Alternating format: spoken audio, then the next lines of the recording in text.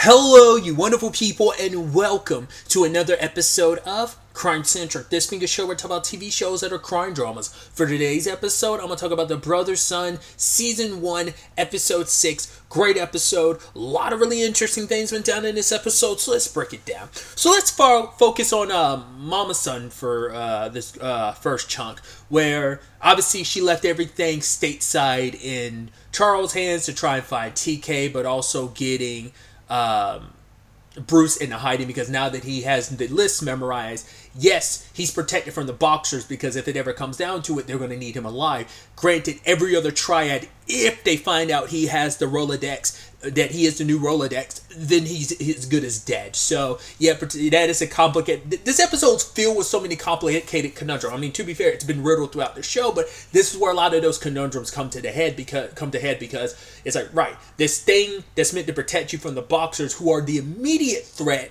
does not protect you in the long run from the greater threat of like the triads and stuff like that. So it's like, it's a today problem versus tomorrow's problem, and tomorrow's problem could be a lot worse when you literally have every triad gunning for you. Once again, that's if information gets out that that Bruce is it's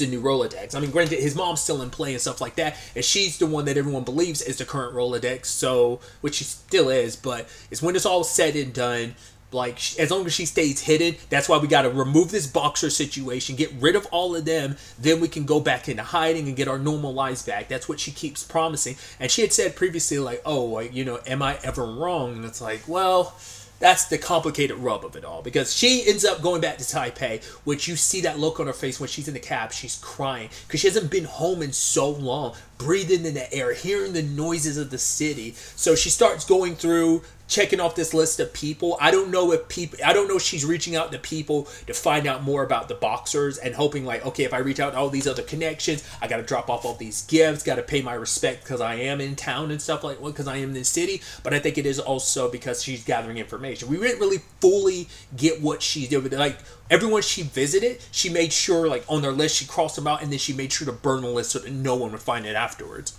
But one of the stops ended up being to see her mom. And even her mom was like, you didn't even say goodbye to me when you left. Because we find out, because this episode really kind of paints the picture that they didn't have the best relationship. There's a lot of things in this episode that kind of hint that maybe Mama's son and Papa's son did not have the greatest relationship. That it was kind of a relationship of convenience. Maybe in the beginning she did love him, but eventually as time grew on, she probably stopped loving him less and less. Because the guy she's dancing with near the end of the episode, I'm like, is that a lover? Because she's like, oh, he's like, how many kids? She's like, 2. He's like, no, I never got married, because I guess it's like, you're the one that got away, and that's all I could ever focus on. So I don't know if that's someone she was with before Bruce and Charles' dad, and she kind of had to leave him for Bruce and Charles' dad, or whether that's just something like, hey, we can have our things on the side because it's a marriage of convenience. We got to represent a united front, but like we can have our situations on the side type of thing. So I'm curious if it was something of that ilk in nature, but. You know, there's a lot she missed out on. It's like, oh, you've got some nieces. And I was like, oh, wow, you have a sister and everything. It's like, oh, yeah, she got married. She got divorced. But then I was like, interesting, because Charles hasn't really brought her up. So I'm wondering, does Charles not... He probably, like, his father probably keeps him from his mom's side of the family. I guess just to kind of, like, keep them out of the crosshairs or everything they're mixed up in. So maybe Charles has had nothing to do with his mom's side of the family.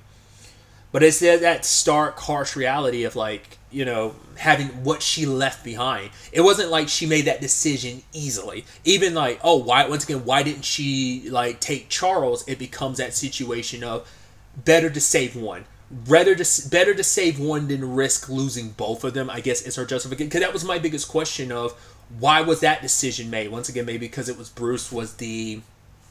Maybe because Bruce is the baby, so you felt like you had to be extra overprotective of him. Like I said, each one of them ended up being one of their, like, it's like, okay, obviously,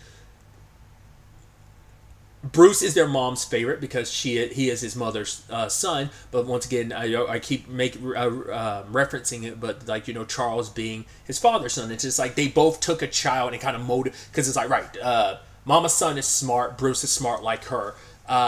Charles is ruthless like his father, so, because she even says that she's the one that told her husband to like make peace with people, make allies not enemies, but he rules through power and violence. And because of that, like that's why we were put in the situation we were. Like I wouldn't have even had to make our arrangement if he had listened to me. I was the brains of the operation. I told him what to do, but he felt like, no, I gotta show my power, I gotta flex. And he's continued to flex his power, gaining more and more enemies, you know? But what really pissed her off, what really upset her the most, is she finds out her sister died.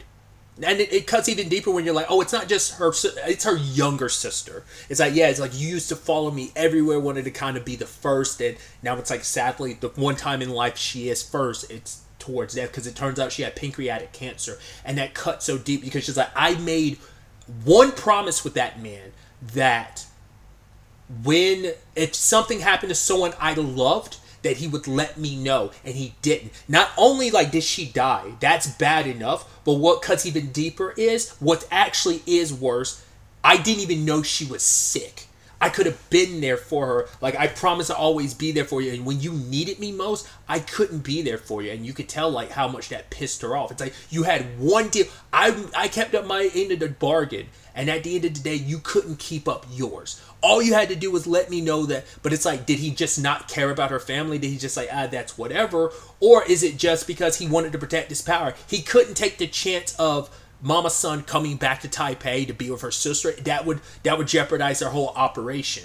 So it's like, I'm not saying I agree with, but I understand his power play of like, I'm not going to let you know your sister's sick or even dead, because that will give you reason to come back to Taipei. And it's like, I don't want you back here because you're my greatest asset. You are the cornerstone of my power, because you keep, you're my insurance policy that keeps every other triad in their place, and allows me to continue my monopoly, my rule. So it's like, he didn't want to give up any of his power, or take a chance of giving up any of his power, so he ended up doing that. And that's going to like screw you over, because Mama's son shows up at the end. I don't know what she was gaining from that when she like poked him with that needle to get a little bit of blood from, like, it seemed like she went into his skin underneath his nail, but I'm like, I don't know whether she needs his blood sample for something. Did she inject? It looked like it was like a regular like steel needle or something. I don't know what. It just looked regular. It didn't look like she was injecting him in it with anything. Not unless something was on it, but I don't think so, considering she was touching it with her bare hands. So,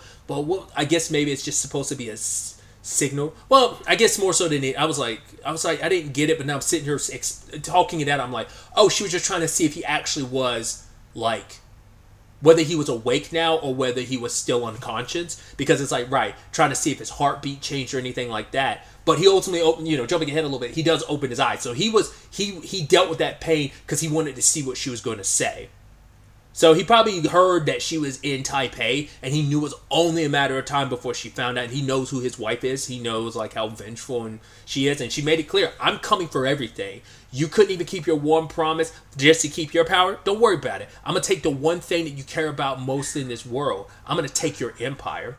I mean, that in particular plays into this line from her mom, where her mom was like, right, you missed the power, you like playing gangster and stuff like that. Like, you missed the thrill of all of this, because if you didn't, you would leave it up to someone else. You wouldn't kind of take it upon yourself. But she's like, no, I'm really good at what I do. I'm the only one capable of doing this, because there is no other me out there. I mean, Bruce kind of is to some extent, but obviously he doesn't have the mind for it. Like, he has a mind for it, but he's not invested in this world like she is and stuff. But the fact is that she even said that line of, I'm not doing this for anyone else but me. It's like she's going on this war path and not even thinking about what that means, drawing the lines in the sand. Because regardless of it all, Bruce is going to be on your side. But Charles is going to be stuck in the middle of like, well, do I choose my mom? Do I choose my dad? Who do I choose in this civil war that is basically my family? Now the lines are being drawn in the sand. Like, she doesn't, it is that thing of, it comes down to her. In that moment, she was so filled with rage about her personal thing. She wasn't thinking about her kids. She was thinking about herself and how much she hated their dad in that moment. And like I said, I don't know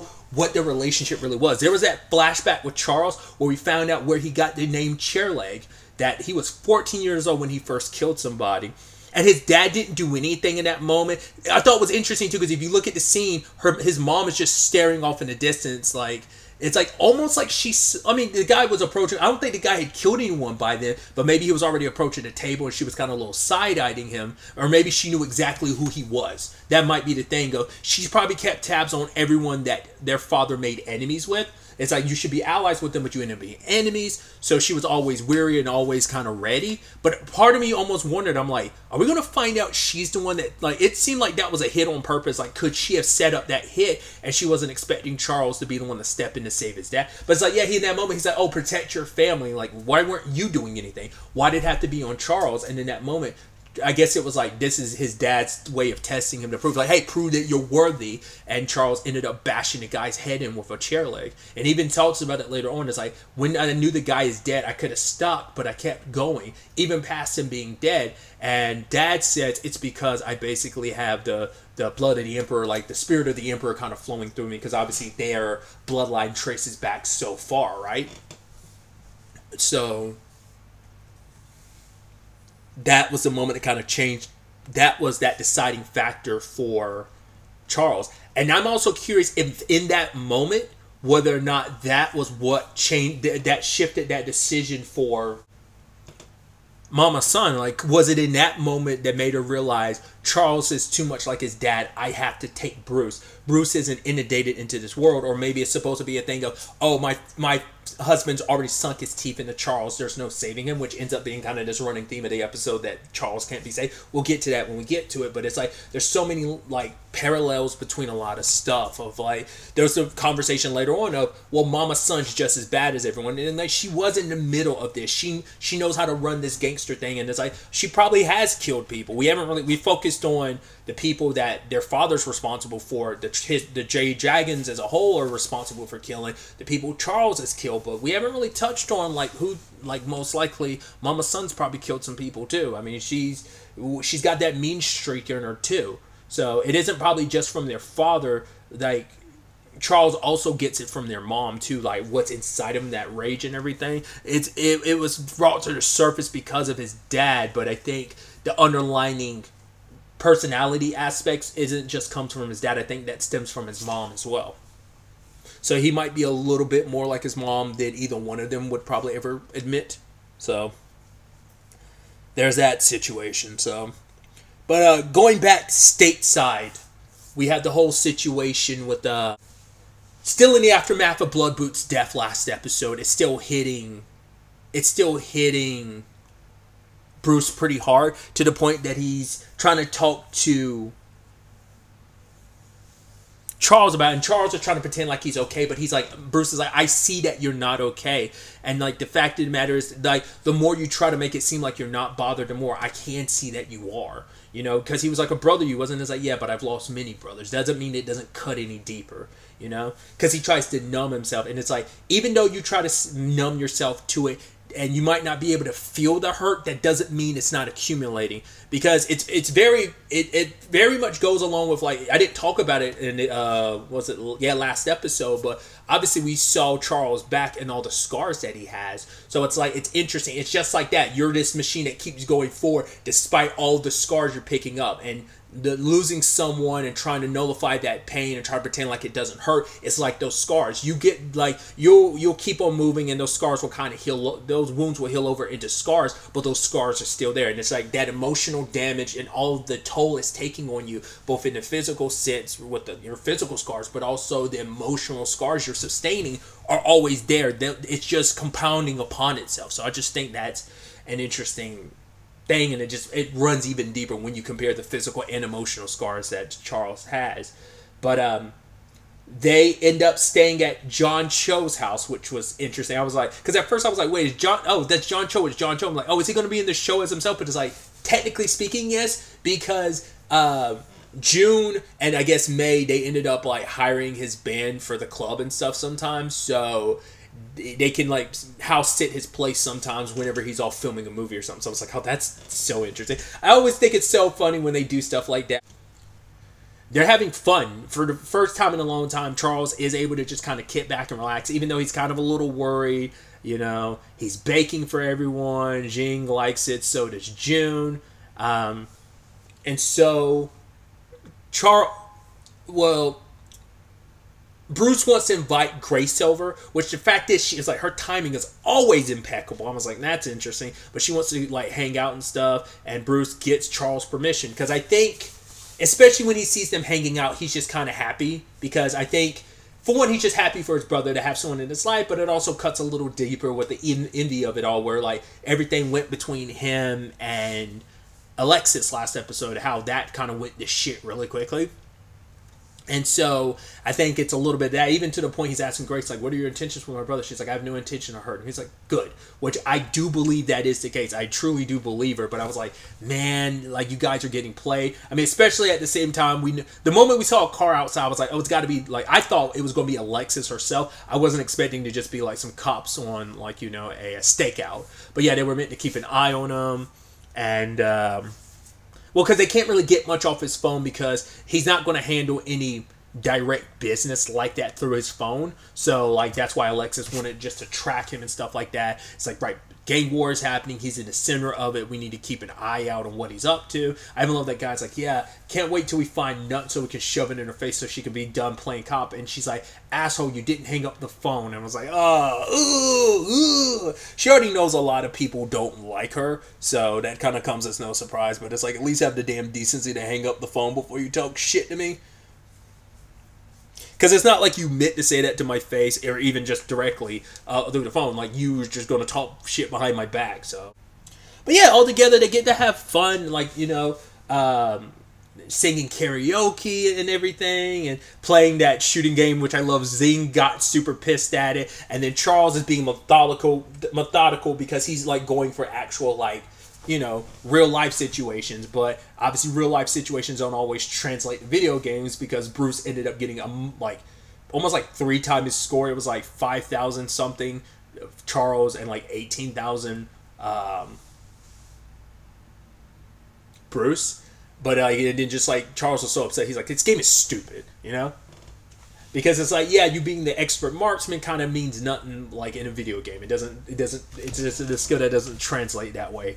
So, but yeah, like them being able to sing a duet together as brothers, and then also him singing that song. It's like the first cut is always the deepest song, and you could tell like Jing was kind of getting caught up in it and feeling it, where it's just kind of like, okay, what was it that Jing was singing? I'm blanking on it now.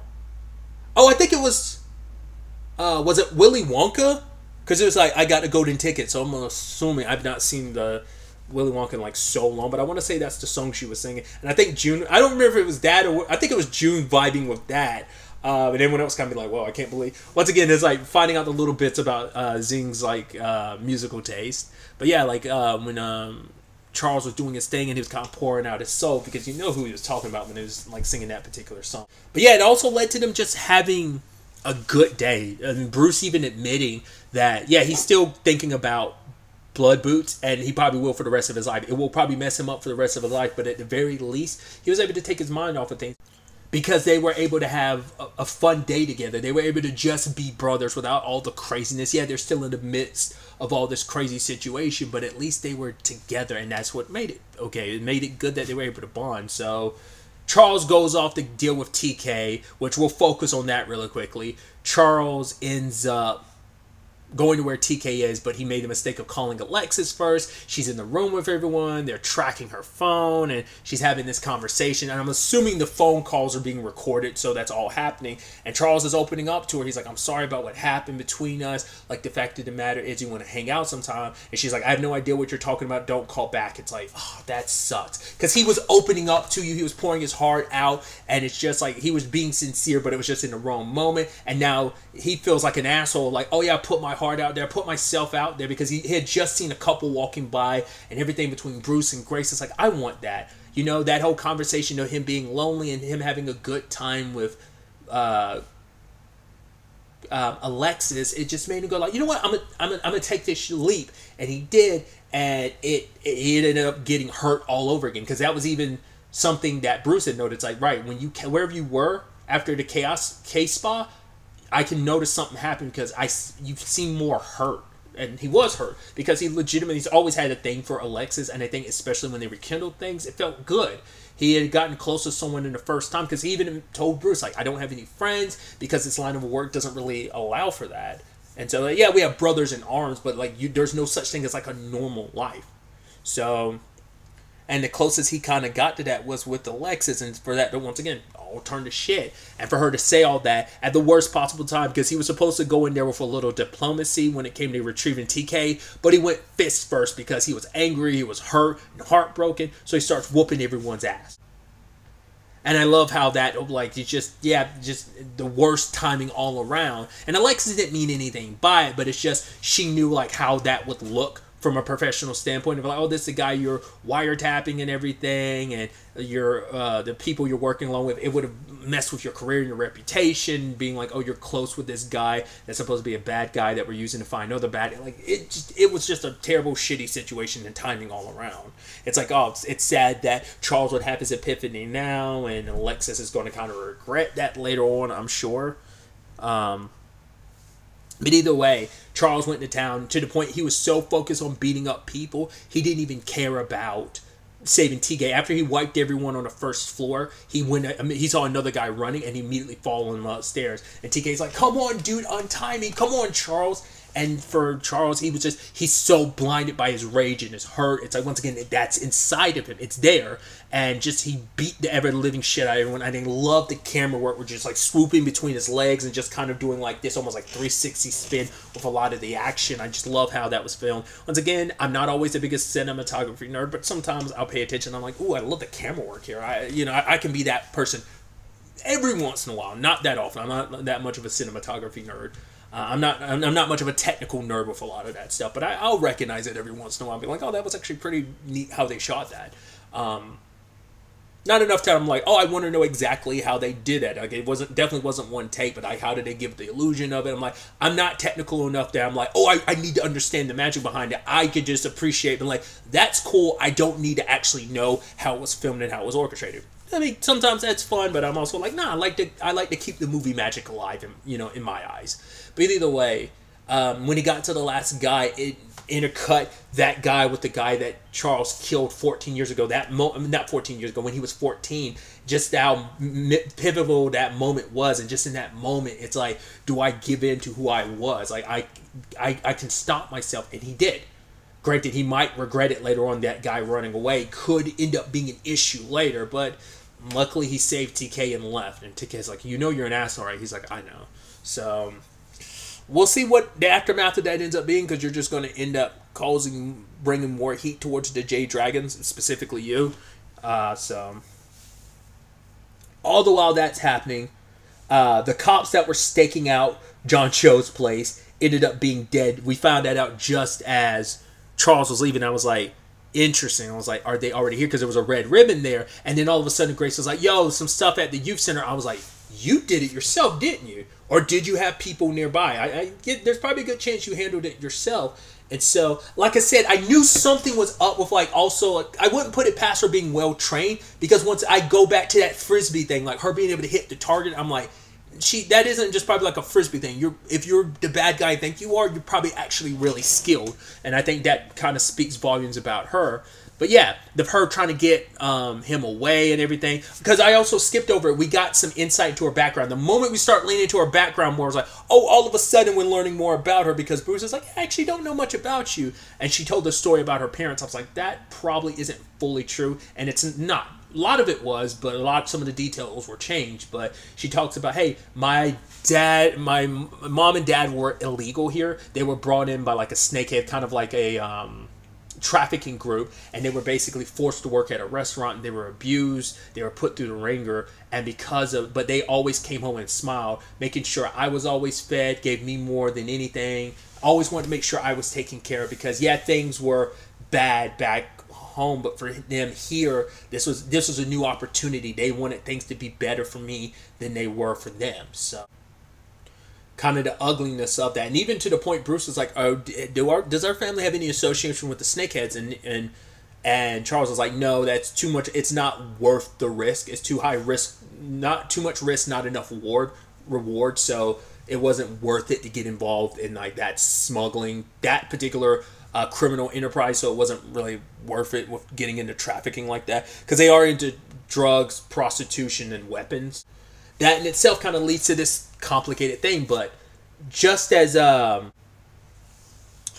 Grace convincing Bruce to go, the more and more I'm like, yep, she's trying to lead you away. Because also, she doesn't want you mixed up in all of this. Because, like I said, I think she legitimately does care. Because she hasn't made a move against Bruce, but her making the point of, like I brought up in the previous episode, she was like, you're nothing like your family. Like, you know, she's trying to understand that, but Bruce didn't really want to talk about it. But I was like, her going out of her way saying all that, and it signifies it more of like, she knows what your family is about and knows that you're not about that.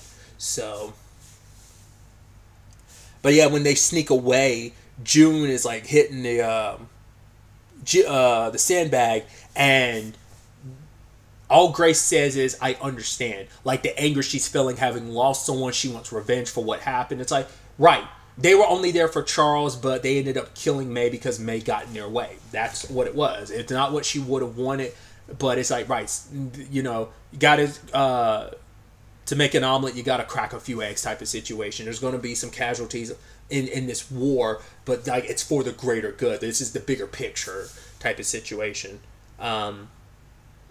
Especially when you parallel that with like June talking to Charles about like, right, keep the people you care about close, like be there for, because the whole conversation was about you never know how much time you have. So I think that also led to him wanting to reach out to Alexis more, and I think also made him appreciate spending more time with his brother. But I think stuff with Bruce and the stuff with June kind of made that even more like, oh, I need to reach out type of situation. But yeah, we find out there is, I was like, okay, like, so the root youth center thing is real, but then Bruce starts looking around and sees people there with the red ribbons, and you're like, right, so it's not just a front, because the youth center symbolizes what they're fighting for. That they're, like I said, it is like a holy mission for them. Once again, it isn't just, yes, Bruce's family and the Jade Dragons aren't mixed with the Snakehead stuff, but yeah, just because they're not involved in that enterprise doesn't take away from all the other lives and all the terrible things they've destroyed. Like, it's like, oh, this girl used to be, like, one of her parents, like, was kind of a deliverer or something for Sleepy Chan and was killed by a member of the Jade Dragons, the triad that Bruce's family, like, is a part of and is in control of. And so, even though it's like, right, they might not be directly responsible for what happened to Grace's parent, but at the end of the day, they're just as culpable as any other triads, because she kind of talks about the triads the way that,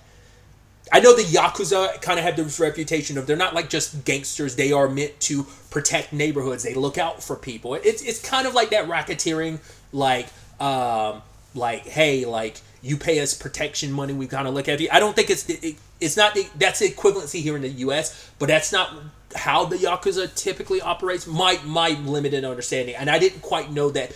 At least in the past, the triads were kind of in that same boat.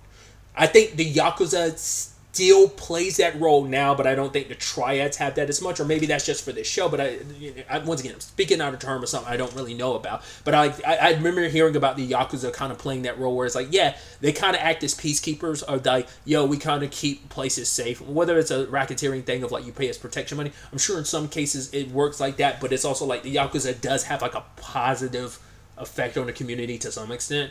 So the triads, or at least used to be that, but they used to fight against the oppressors and corruption, and now they've become that corruption and oppressor that, you know, when eventually that organization changes enough that what you fight, you live long enough to become the villain type of situation. And so for her, it's like all of the triads have to be taken off the board. That's why they need the Rolodex. We need to cut off the heads of all the Hydras. We need to burn everything to the ground. And once again, that's like their holy mission, because that's what this youth place is about. Those who are kind of left alone, who are scattered, who just had nowhere else to go. Like, this is supposed to be for the people that are directly affected by what the triads do.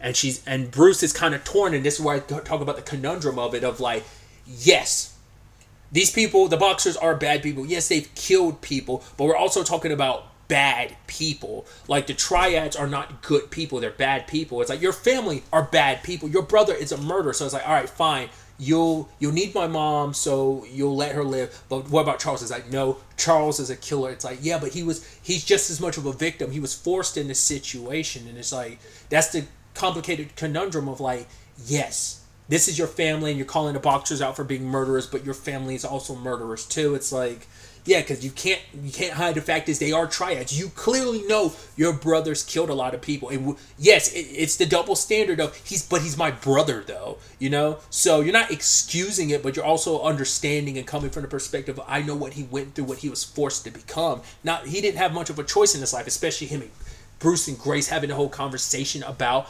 making your own choices. Bruce wanting to make his own choices, like to show his family that he can lead, you know. But it's like, yeah, Charles never had the choice. He was kind of thrown in the mix of all of this, you know? And so it becomes this conundrum that he's facing where it's like, yeah, I know my dad, my family's bad people, but like this is my brother we're talking about. I want him to be okay. He wasn't really too concerned about his dad, but he was more so concerned about his mom and his brother. And it's like, all right, I'm the Rolodex. I memorized everything. So I will give you the information as long as you leave my brother alone. Because Grace was going to threaten him. It's like, give me the information about your mom or I will have to hurt you. And I don't want to. But it's like, right, I'm the Rolodex. So make the promise. And she promises. And Bruce concedes. But I'm like, will he really give all that information up? I don't know. I doubt it. But there's always a possibility he will. We'll ultimately have to wait and see. Maybe he'll change enough details to make it so that it's all bullshit. We'll have to wait and see. But if it means protecting his brother, you know, because it's all about protecting the family. But, you know, we see what Charles is all about. We see what Bruce is all about. But once again, the mom's not kind of all about that, even though it was about protecting the family. But, like, her family didn't fall under that purview because her husband was big son was all he cared about was keeping his power, and he didn't want to jeopardize that by bringing her back to Taipei like I brought up earlier. So it's all messy and all kinds of fucked up. So it's definitely going to be interesting to see where the next episode takes us. It's the second last episode of the season, so where that takes us and what that sets up for the season finale we'll ultimately have to wait to see. But I'm excited to see where the penultimate episode of the season takes us with all of this. But really, that's all I wanted to talk about. Till the next time we meet, be happy, be safe, live life to the fullest, and enjoy it. Good day and goodbye.